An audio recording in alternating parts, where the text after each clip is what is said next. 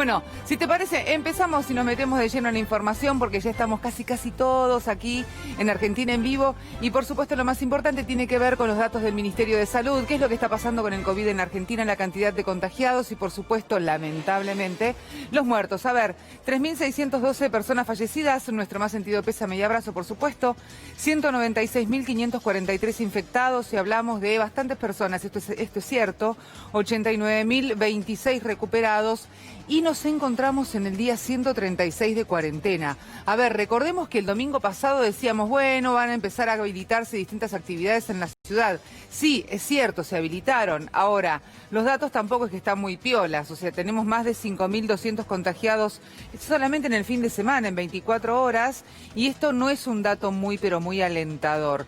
Con lo cual, en la ciudad de Buenos Aires dijeron, vamos a empezar a abrir también en aquellas avenidas de gran circulación. Ahora, no 11 y por supuesto tampoco Avellaneda, porque recordemos, son muchos los locales que están a la calle, sí abren los locales de la avenida Corrientes y también de la Valle, algo que estaban festejando los comerciantes, porque al menos eso significa menos pérdida, no tanto ganancia, pero menos pérdida y sobre todo salud mental.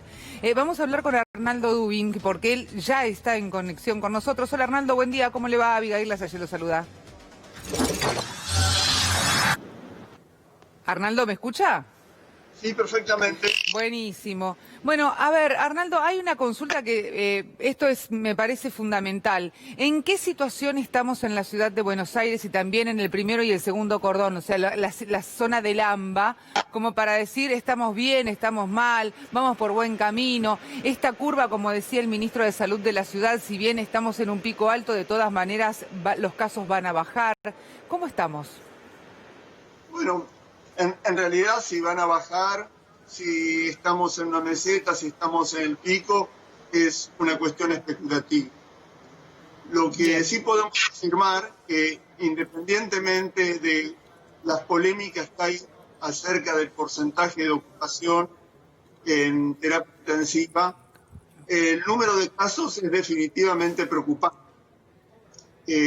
Por supuesto, los números que manejamos nosotros en la Sociedad Argentina de Terapia Intensiva no coinciden con los que da el Ministerio de Salud de la ciudad. ¿Ustedes qué dicen, Arnaldo? Porque, por ejemplo, a ver, si hablamos de lo último presentado por el Ministerio de Salud, habla justamente que hay 16 nuevas muertes entre el último comunicado, el último reporte hasta hoy a la mañana, que a la fecha, de hecho, esto que decíamos, hay más de 89.000 personas dadas de alta, personas recuperadas, que la provincia de Buenos Aires, ciudad de Buenos Aires y Chaco son las zonas todavía más calientes. ¿Ustedes qué es lo que tienen? ¿Por qué, a ver, al menos no coinciden los datos? Bueno, nosotros pensamos que la situación es preocupante.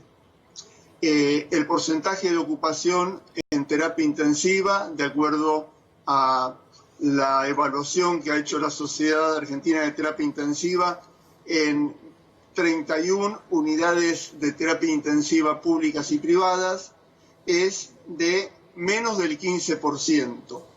Solamente hay un 12% de camas libres en el sector público y un 16% en el privado. ¿Por qué estas diferencias con la ciudad? Probablemente es el denominador que consideramos camas de terapia intensiva. Probablemente hay camas que están disponibles, hay respiradores que eventualmente pueden ser usados, pero el cuello de la botella, el factor limitante de la velocidad de funcionamiento del sistema, es la disponibilidad de personal. Y este es un problema grave. Hay muy poco personal para los cuidados críticos, enfermeras, kinesiólogos y médicos intensivistas. Y este es el verdadero problema.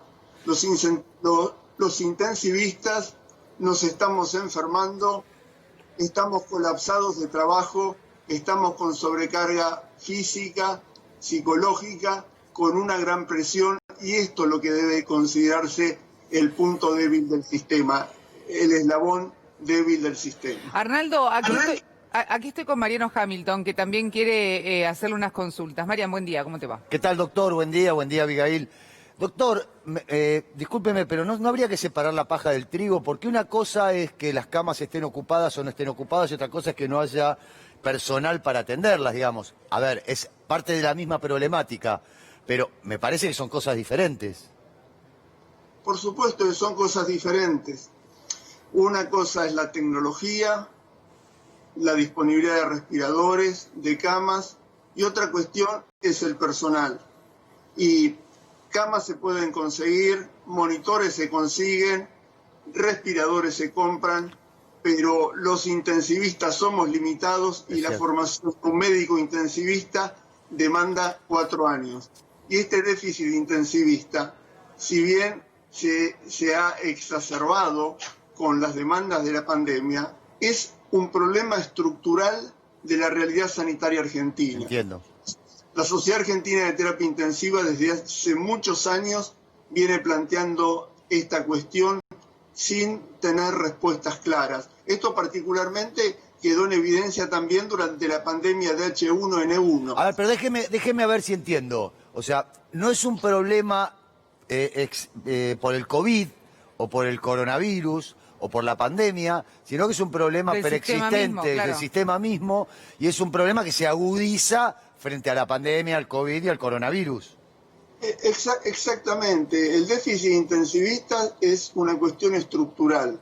Obviamente esto se agudiza notablemente con la sobrecarga del sistema generado por la pandemia. Claro.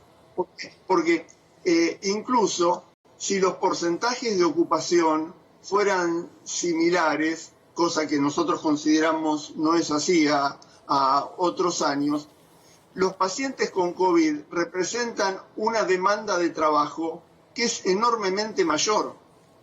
O, por ejemplo, una de las modalidades para la ventilación mecánica de estos pacientes es ponerlos boca abajo, lo que nosotros llamamos decúbito prono. Para hacer esto se requiere 4 personas.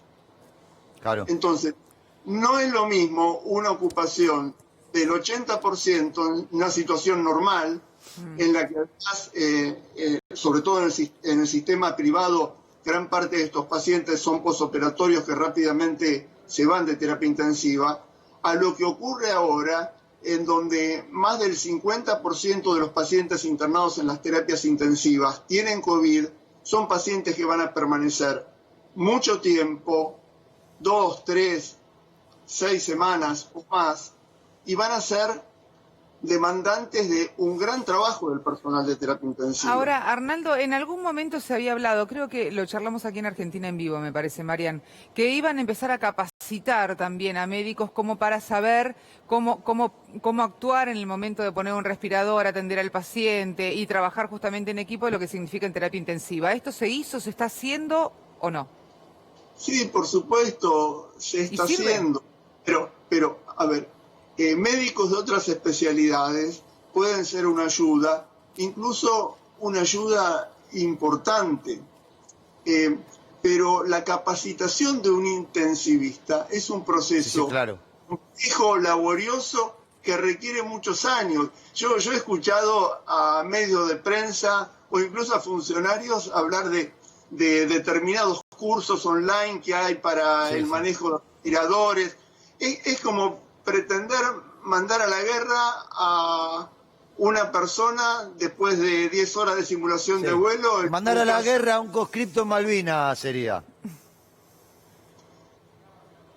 Sería mandar a la guerra a un conscripto en Malvinas, le decía, doctor. Bueno, esto es una guerra también. Esto es una guerra. Esto es una guerra y tenemos un enemigo silencioso, y precisamente me parece que una de las cuestiones es que haya una conciencia plena de la gravedad de la situación que estamos viviendo. Edulcorando nuestro presente, teniendo una falsa sensación de tranquilidad, no van a mejorar las cosas. Doctor, la pregunta que se impone en este caso, por lo menos para mí, es: perfecto, su diagnóstico es claro, es concreto, es preciso. ¿Qué hacemos? O sea, ¿cómo salimos? ¿Cómo seguimos? O sea, ¿qué haría usted? O nos tenemos que rendir frente al enemigo, porque si esto es una guerra, definitivamente, ¿qué hacemos? Mire, el sistema está muy estresado. Es muy difícil poder ampliarlo, porque, le reitero, no vamos a conseguir más personal. Todo lo contrario, el personal se está enfermando, sufre bajas. Nosotros día a día tenemos un profundo dolor de ver nuestros compañeros enfermos. Entonces, la única posibilidad de evitar la saturación del sistema es el aislamiento. Y para hacer aislamiento hay que tener una conciencia plena de la gravedad de la enfermedad. Hay que pensar que esto no es una gripecita, como nos quieren hacer creer los Trump, los Bolsonaro, los Pichetto.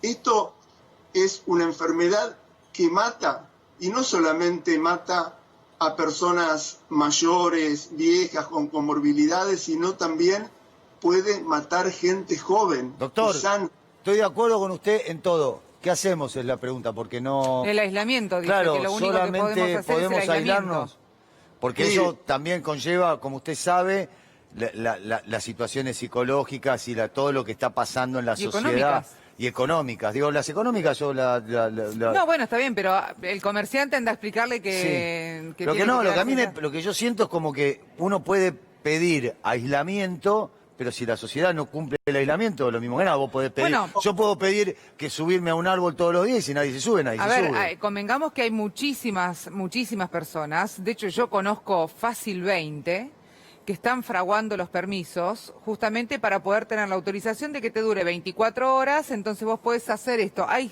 chicos que van a ver a sus abuelos que piden ir a ver a sus nietos, o sea, definitivamente hay cosas que a mí no me entra en la cabeza. Ahora también cuando yo digo esto, me dicen, pero vos sos demasiado autoritario, o sea, estás siendo muy rígida. Y hay que entender la mente de la gente, y hay que entender que la gente se deprime y que la gente la pasa mal.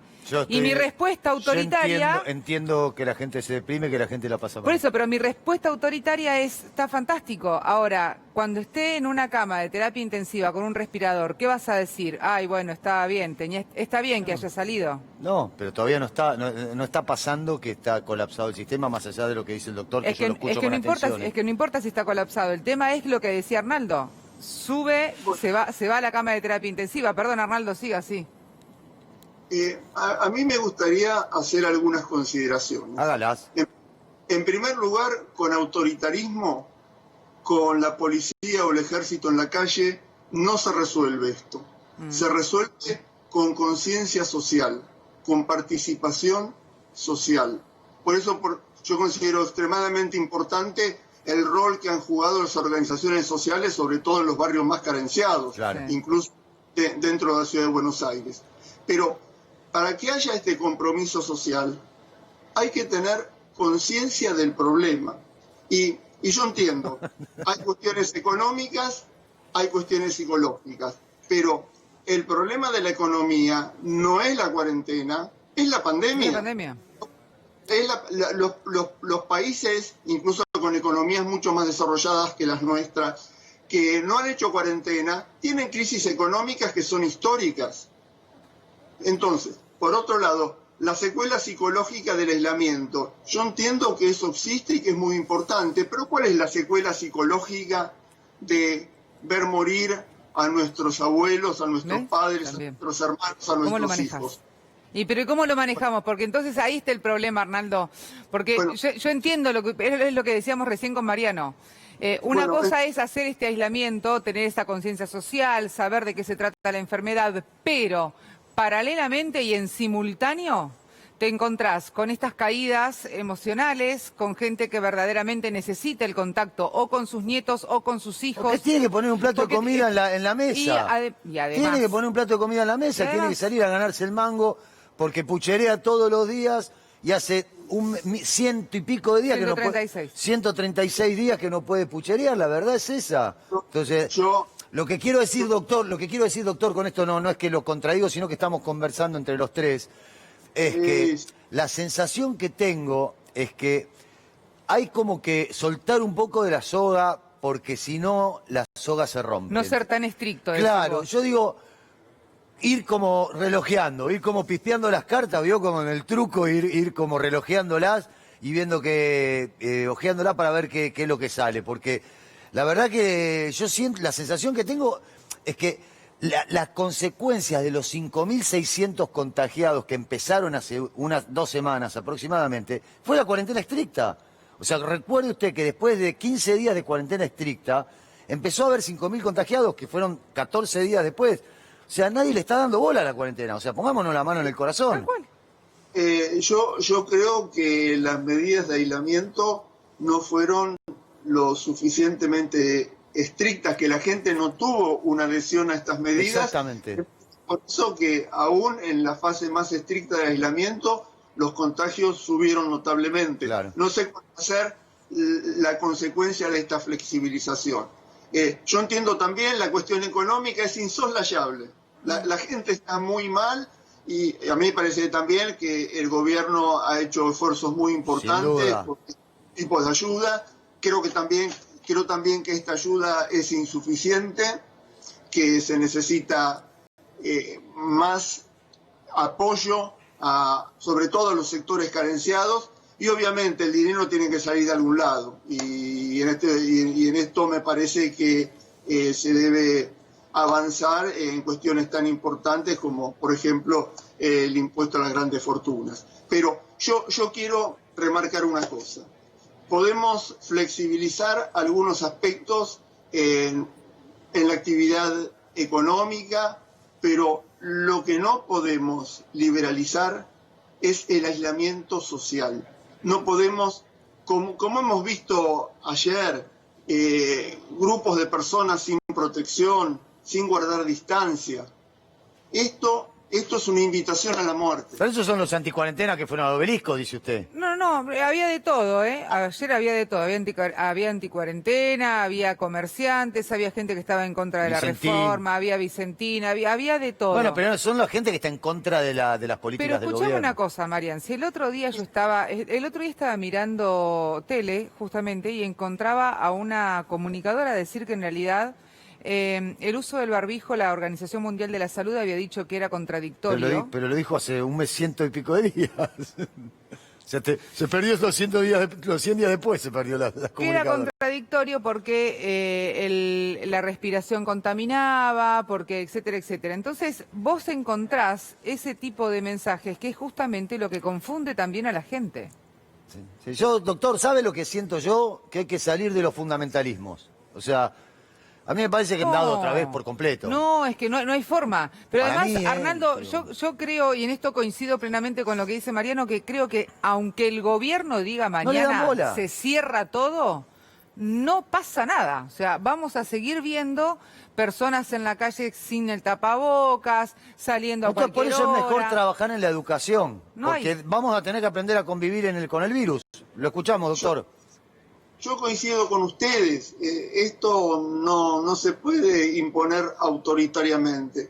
Por eso entiendo que todos los comunicadores, los medios, deben poner énfasis, primero, en establecer que estamos en una situación que es muy grave, que se puede morir mucha más gente. Claro.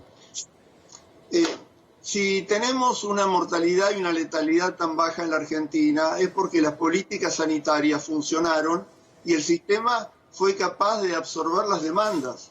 Si el sistema se satura, esto va a cambiar sustancialmente y pueden repetirse el escenario de Milán, de Madrid o de Nueva York. Ahora. Entonces, tenemos que tener plena conciencia que estamos frente a una situación grave. Dejar de lado el concepto de la gripecita. Todos los medios tienen que contribuir a visualizar la gravedad de la situación, los riesgos que hay de muerte. Lo que está en juego acá es la vida. Sí, sí. Y entonces sí, yo creo que vamos a tener que ser fundamentalistas para que cada uno de nosotros cumpla con el aislamiento, que use medidas de protección, que use barbijo, que guarde las distancias, que se lave las manos, que no haga reuniones sociales. En esto sí es fundamental. ¿Por qué es tan importante, Arnaldo, no hacer reuniones sociales o no juntarse, por ejemplo, en una casa teniendo el distanciamiento obligatorio, usando tapabocas? No sé, me voy a la casa de Mariano, por ejemplo, a comer un asado, a la terraza. ¿Por qué eso no se puede hacer? Porque van a estar horas, porque necesariamente en algún momento las distancias se van a violar, porque necesariamente en algún momento van a estar tomando, comiendo, y por lo tanto va a haber situaciones que son evocadoras del contagio. Aunque haya 4 o 3 personas, no importa la cantidad de gente, aunque seamos pocos, por ejemplo. Pero van a estar 2 o 3 horas en un espacio cerrado. No, abierto decimos, por ejemplo. Estoy preguntando. Sí, claro, por ejemplo, no sé, o yo que no tengo terraza, te invito a mi casa, abro las puertas de la ventana, ventila. Está bien, nos vamos a morir un chiquitín de frío, porque está medio fresco el asunto, pero no importa. No va a agarrar una gripe, ahí sí no va a agarrar una gripe. No importa, pero sentido hipotético, figurativo. Hacemos eso, abrimos la ventana del balcón y entonces comemos. Claramente, si se juntan 3, 4 personas en un ambiente grande, ventilado o el aire libre, usan medidas de protección, el riesgo de contagio es bajo, claro, es muy bajo. Pero si estos preceptos se violan, no son tenidos en cuenta, la situación cambia significativamente. Claro. Y lo que nos preocupa es esto: reuniones sociales con mucha gente, espacios chicos, mucho tiempo, distancias cortas, falta de uso de tapabocas. Claro, es importantísimo estos tres puntos que son los distancia, tapaboca y aire. Y aire, exactamente, son los 3 puntos fundamentales, que es, en realidad por ahí... Ni hablemos de compartir los cubiertos, los no, vasos, bueno, claro, todo no, eso ni hablar. Ni tomar mate, ni tomar mate, ni usar la misma taza, ni nada de eso, pero ni la copa. Ahora, podríamos, por ejemplo, tener un planteo social de estas características. Es que hay que trabajar sobre eso. La sensación que me queda es eso. Claro. Por lo menos hasta que salga la vacuna no va a haber, vamos a tener que aprender a convivir con una nueva realidad. Entonces, como la profundización, yo creo que la conferencia de prensa del viernes del presidente, el jefe de gobierno y el gobernador de la provincia de Buenos Aires, fue para el lugar que tendría que haber ido hace un tiempo antes. Fue hacia ese lugar, del cuidado personal, de la responsabilidad. De lo que venimos remarcando acá. De lo que venimos remarcando, todo con meternos en la cabeza que esto es para largo, esto es para largo. Y que no importa que ahora venga el verano, la primavera, el verano. Y que además me parece que vamos a coincidir los tres. O sea, esta situación en donde ya uno no ve a sus padres, no ve a su hermano, o sea, no ve a su sobrino, no ve a su primo, a su ahijado, a su nieto, no sé, al amigo. Realmente se hace insostenible después de 140 días. Estamos 136, decíamos, imagínate, vamos a ir, esto es una lucha larga. Claro. Con lo cual, por ahí, no sé, Arnaldo, a esto, mira, ahora se me ocurre esta pregunta. Aquellas personas, por ejemplo, que no ven a sus papás, yo en este caso, sin ser autorreferencial, no quiero ponerme en ese lugar, pero que no veo a mi vieja desde hace 136 días o más, 140. La realidad es que por ahí uno necesita, aunque sea desde lejos, hacerle así, aunque sea saludarla. Después me voy, pero aunque sea saludarla. Y eso le pasa a un montón de gente. Bueno, a mí me parece que eso es razonable, pero consideremos que si ese contacto se hace sin tener en cuenta estas medidas... Eso es lo que estamos hablando, claro. Que hemos conversado, existe una posibilidad de que sea la última vez que lo vea. Yo lo que quiero decir, acá está en juego la vida. Lo que estamos hablando es de la vida o la muerte.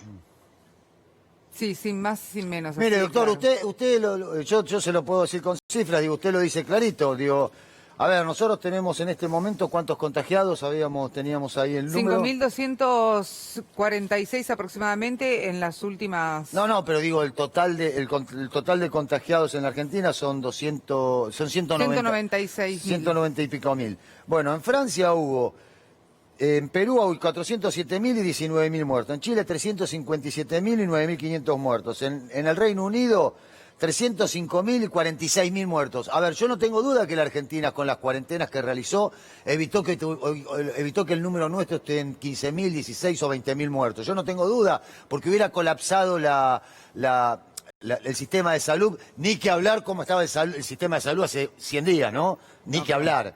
Entonces, yo comparto todo lo que usted dice. Ahora, yo insisto con esto. Creo que es el momento de empezar a trabajar con la sociedad en otro sentido. O sea, trabajar en el sentido que estamos conversando entre nosotros tres, ¿no? Como distanciamiento social, tapaboca, aire libre, responsabilidad. No lo hagas por vos, hacelo por el otro.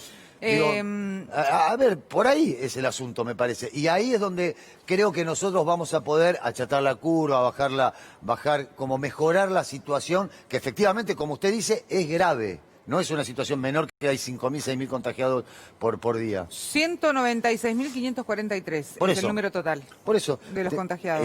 Igual quiero decir que en Francia hubo 225.197 contagiados, 30.000 muertos, o sea, 30.000 muertos. Nosotros estamos casi al nivel de Francia y tenemos 3.000 y pico de muertos, casi el 10%. Quiero decir que el expresidente dice que es el país de la libertad y la responsabilidad, Francia. Digo, no lo dejemos pasar. ¿Qué hubiera pasado si hubiera estado el gobierno anterior, no? Tal cual. Pero además a esto, y acá me quiero salir un chiquitín de esta discusión, porque hay muchas localidades que no tenían circulación comunitaria y que a partir de ahora sí, y hace unos días ya vienen teniendo circulación comunitaria, que por ahí son localidades chicas, sí, donde la gente no tenía demasiado riesgo o no venía a los focos de contagio. ¿Qué es lo que pasa ahí, Arnaldo? ¿Una sola persona puede generar esa transmisión comunitaria en una localidad? Sí, por supuesto, por supuesto. En la medida que no haya aislamiento y con la alta contagiosidad de este virus, eso es posible, sin duda. Porque ahora justo me pasa en Ciudad de Buenos Aires, diríamos como ya pasando el tercer cordón de la provincia de Buenos Aires, había localidades que la verdad que estaban repiolas, o sea, tenían muy poquititos contagios, en general eran contagios que se traían a la localidad, pero ahora realmente... De las 24 provincias hay solamente 6 que están por encima de este número mágico de más de 25 días de duplicación de contagio. Oh.